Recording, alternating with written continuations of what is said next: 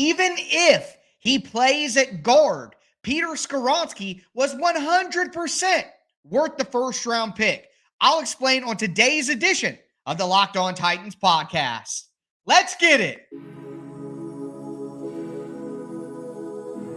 You are Locked On Titans, your daily Tennessee Titans podcast, part of the Locked On Podcast Network, your team every day.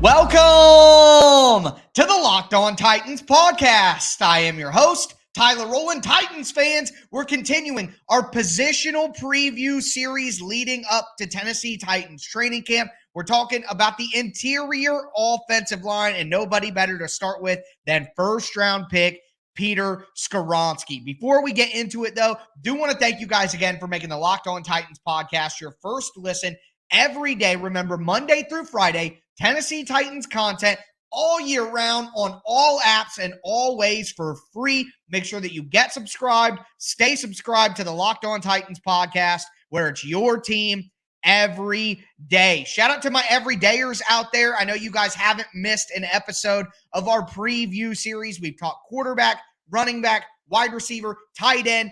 We talked offensive tackles yesterday. Now it's time to dive into the last spot on the offense, and that is the interior offensive line. We're going to start, like I said, with Peter Skoronski, the Titans' first-round pick. And there was some pushback to the Peter Skoronski pick that maybe it was a mistake by the Tennessee Titans because Skoronski is set to play at guard. Maybe that, you don't want to take a guard that high. Last time the Titans took a guard that high, James Warmack, it didn't work out. I understand the concerns, but every single draft, you have to look at that individual draft. You can't just say, well, you can't take a guard that high.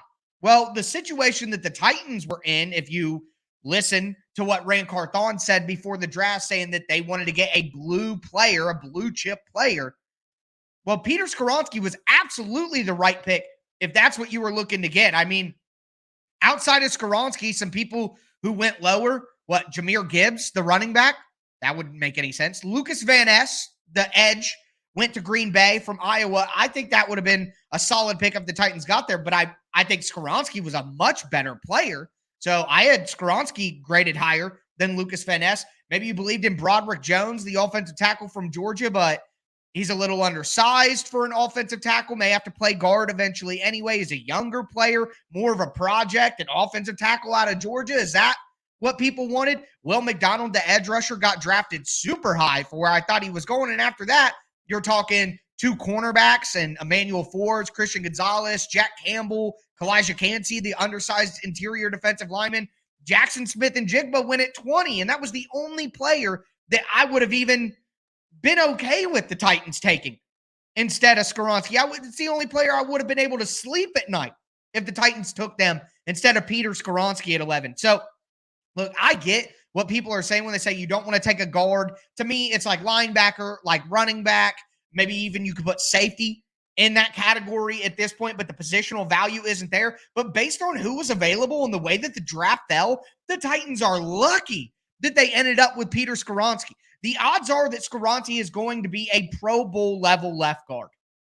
And if he needed to, he could probably be a serviceable starting offensive tackle as well. With where the Titans are at, we just talked about offensive tackle on yesterday's show. The Titans are on thin ice, and it would be even more of a potential disaster if they didn't have Skoronski, who could actually be that swing tackle for them. And if NPF struggles, or Dillard struggles, or either get hurt, Skoronski is available to be there and kick out the tackle, and you could feel reasonably okay that he could do a good job. I mean, the Titans are so lucky to have a versatile, consistent, reliable offensive lineman like Peter Skoronski. I mean, it's absolutely worth the pick at 11 based on this draft class, based on the way the board fell. It made a ton of sense. And I mean, we're talking about a guy. Now, here's a guy. Sound like Chris Collinsworth on Sunday Night Football, but 882 snaps as a senior, 4th overall highest graded offensive tackle in college football, 89.5. The number 1 rated pass blocking offensive tackle in all of D1 college football, period. Period.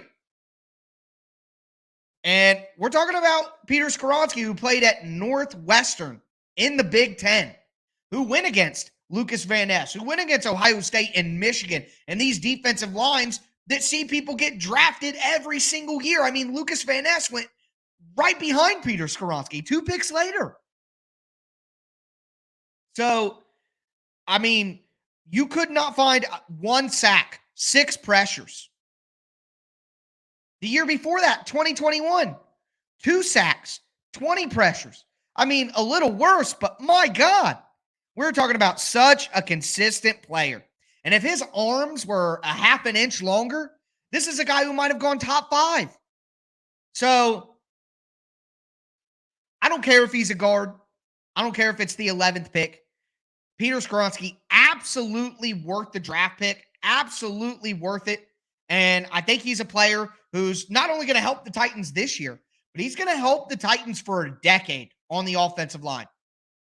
This is just a guy who I believe in, who I trust, and I'm excited for what he's going to do because, again, the Titans' offensive tackle spots are shaky. Aaron Brewer, we think he'll be better at center. Shaky. Brunskill has been just a guy for most of his career, just a solid, consistent, average player. Skoronski is the guy on the offensive line with the ability to be a high-end player. And if you have one guy who is just playing at an incredibly high level and you surround him with some consistent pieces, some average pieces around him, now the Titans' offensive line is significantly improved. And if the Titans add even more talent on the offensive line, now you have a high-level piece. You add one more high-level piece on your offensive line, and you have the ability to create one of the best offensive lines in the NFL. So Skoronski is a building block for building one of the better offensive lines in the NFL. It may take another season or 2 to get there, but we know that we can start with Skoronski as that foundation there. And with all of the issues the Titans have had with first-round picks recently, I don't see how you couldn't be excited. And think, Titans could have ended up with pick, 22? Nowhere even close to Peter Skoronski. So thank the Lord that they ended up with pick number 11, like I was hoping for. That's all I have to say about that. We'll move right along. But we do got to talk about Aaron Brewer against Corey Levin for that center spot, because it's going to be interesting to watch as the season unfolds if Aaron Brewer doesn't really transition to center as well as maybe or some people are thinking. But we're going to dive into that in just a moment. Before we do, want to let you guys know that today's episode is brought to you by FanDuel Sportsbook. Take your first swing at betting MLB on FanDuel, and you're going to get 10 times your first bet amount in bonus bets up to $200. That's right. Just bet $20 and you'll land $200 in bonus bets, even if you don't win the bet, win or lose. That's $200 you can spend betting everything from the money line to the over or under to who you think is going to hit the first home run. It's all on the FanDuel Sportsbook app that's safe, secure, super easy to use. They have a bunch of awesome promotions every day. Plus, when you win, you get paid instantly. There's no better place to bet on MLB than FanDuel, America's #1 sportsbook. So sign up today. Visit FanDuel.com/lockedon to get up to $200 in bonus bets. That's FanDuel.com/lockedon. FanDuel, official partner of Major League Baseball.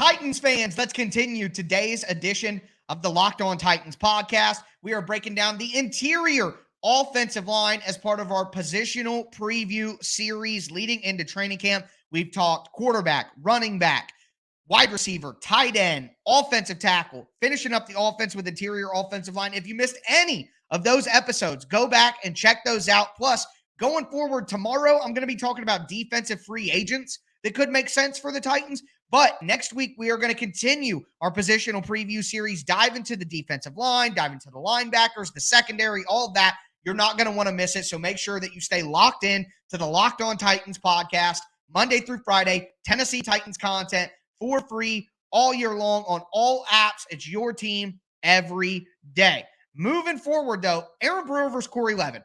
Right now, it's really just about Aaron Brewer, okay? Aaron Brewer is set to be the starter at center, and he played left guard last year. It was ugly. I mean, there's no way around it. He's too small to play left guard. He got bullied. He got moved around. He needs to play center. He's the smallest starting offensive lineman in the NFL. He needs to play at center.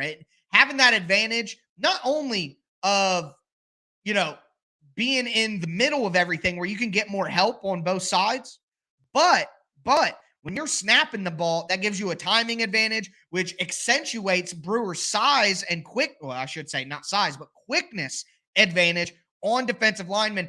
Playing at center is going to allow him to plus that even more. So it makes a lot more sense for his size, for his quickness, for Aaron Brewer to be at center, and that is where he is going to be now. So I can tell you all the stats of him playing left guard, but that's not what we're getting from Aaron Brewer this year. We don't know necessarily what we're going to get from Aaron Brewer with a full season at center, but I went back and I looked at the last 3 games that Aaron Brewer played at center for the Titans.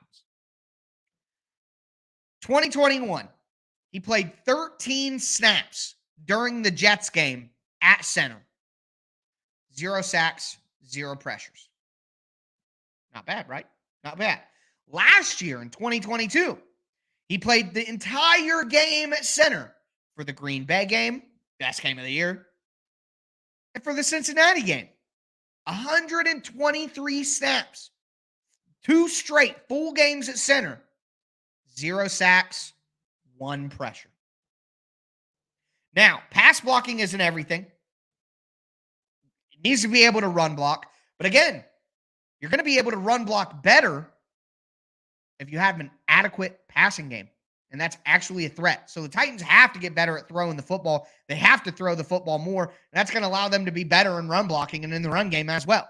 But right there, small sample, 136 snaps. But Aaron Brewer's performance at center, pretty solid. Pretty solid. So, and you got to think about this. Like I said, now he's in the middle. He's going to have Daniel Brunskill, a grown man, 6'5", over 300. Peter Skoronski, 6'4", over 300. He's going to have a grown man on both sides of him playing center. Whereas last year he had Dennis Daly on one side. And then, honestly, Ben Jones trying to gut it out with all the injuries on the other side. So, I just think being in the center, at center, the pivot, and having those 2 huge dudes around you who are going to be true professionals from day one, I just think it's a totally different environment for Aaron Brewer. But there is the chance that he's still too small. It's a big man's game. He can be tougher than a $2 steak. He can be athletic. All that can be great. But he wasn't good enough to play left guard. And maybe he's just not good enough to be a starter in the NFL.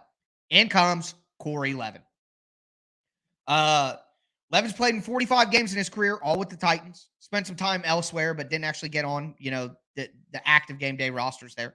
He played in all 17 games last year and ended up starting 3 games. He started at center the last 3 games of the year. Levin's 6'4", 307 pounds. He's just significantly bigger than Aaron Brewer. Aaron Brewer is like 6'1", 290 pounds. Came in at like 270. He says he plays at 290. I hope that that's true. But Levin is just a much bigger human being than Aaron Brewer is. In week 16, 17, and 18, when he started at center last year, Corey Levin only gave up 1 sack and 2 pressures.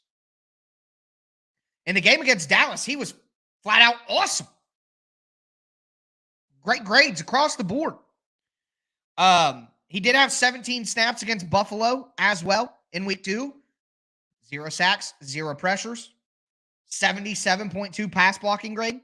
Corey Levin had some really nice moments last year as a backup. That's why I'm comfortable with the number one interior offensive lineman backup. I feel differently about interior O-line than I do offensive tackle, although I'm a little bit worried about the depth at both. At least I know that there's Corey Levin. The Titans have 6 offensive linemen with the best backup interior offensive lineman that they've had in a while. I like Corey Levin, and I think there's even a chance that if Brewer doesn't get the job done early, that they go to Levin. Again, Brewer may just be too small. Corey Levin has that experience. He's been with the Titans organization for a long time, spent a lot of years with the Titans throughout his career. It could just make sense. So I feel comfortable with the center position, whether it be Brewer, whether he gets beat out by Levin. Either way, I feel comfortable with either of those two at this stage. Would I like to have a Pro Bowl level center like Creed Humphrey or something? Of course. And that could come in the future. But for right now, going into the 2023 season, I feel comfortable that the Titans did the best they could with getting Aaron Brewer or Corey Levin as battling out. I think that's a smart way to handle things. Use that first-round pick on Skoronski. Use some money at other positions. Feel comfortable with Brewer and Levin battling it out for center. I think Brewer does win going into the season, but again, we'll see how he does at the new position. And knowing that you have Corey Levin in your back pocket, I think that's really important for the Titans offensive line going forward. But we got to talk about the rest of the players on the Titans roster at interior offensive line. I think there are some solid options here, and I got a dark horse candidate for you that I don't think people are talking about enough. So we're going to get into that in just a moment.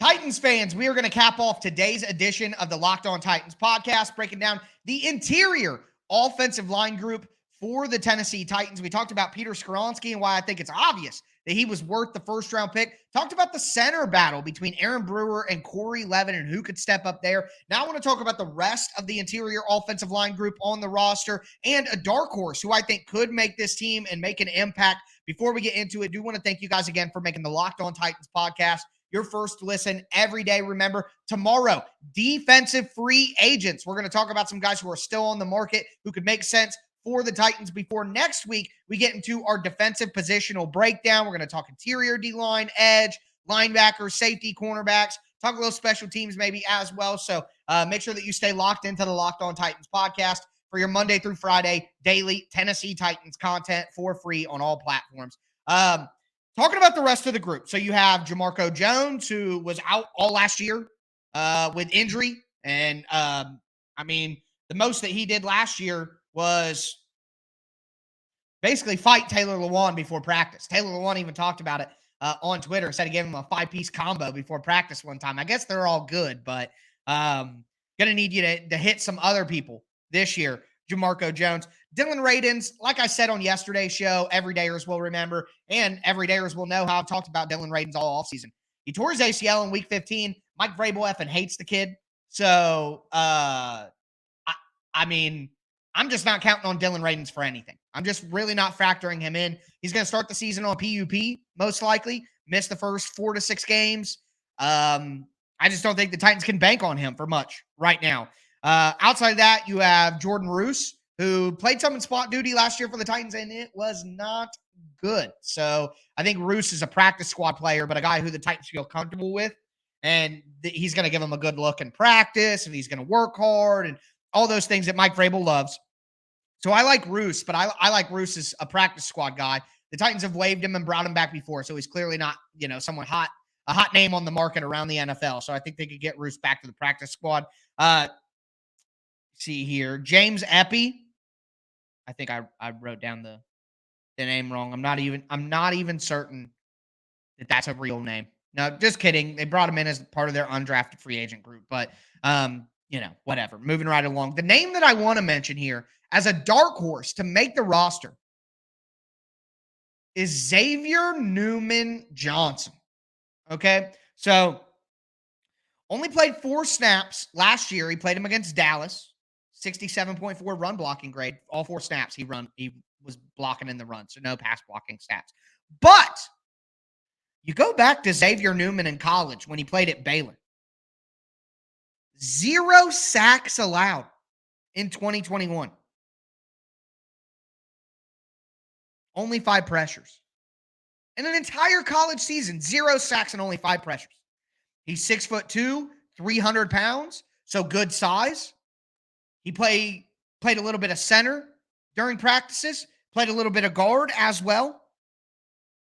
He's a better pass blocker than he is a run blocker. And that may make you think that the Titans would lean away from him. But again, throughout this offseason, Mike Vrabel has talked about the importance of pass blocking, keeping the quarterback upright. It's obvious that as an organization, and Mike Vrabel in particular, has realized we need better pass blockers. We can't just have these road grade run blocking guys.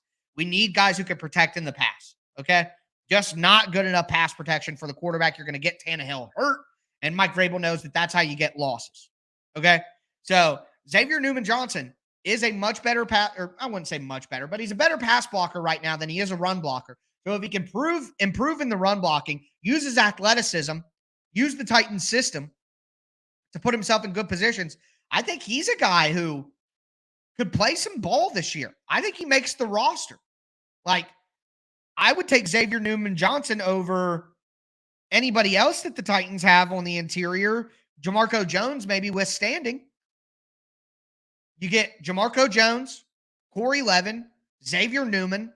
You use Peter Skoronski and Jamarco Jones as your backup offensive tackles if you need them. Because, see, the thing is if Dillard or NPF get hurt, what most likely needs to happen there is, because the Titans don't have any good offensive tackles outside of those 3 guys, Skoronski needs to go to the other tackle spot.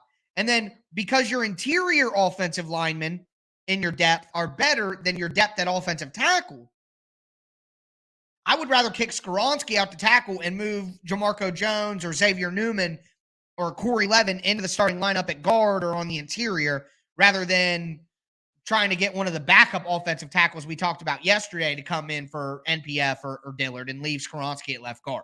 So I just feel more comfortable with the interior offensive line group because Skoronski and Jamarco Jones have the ability to kick out and play some offensive tackle. Dylan Radins comes back in the middle of the season. Maybe that makes even more sense for you. But because you have some guys who, with versatility, can play offensive tackle, I would keep people who are interior offensive linemen, unless the Titans add some depth at offensive tackle, which I still would like them to do. But I like the interior offensive line group as it stands.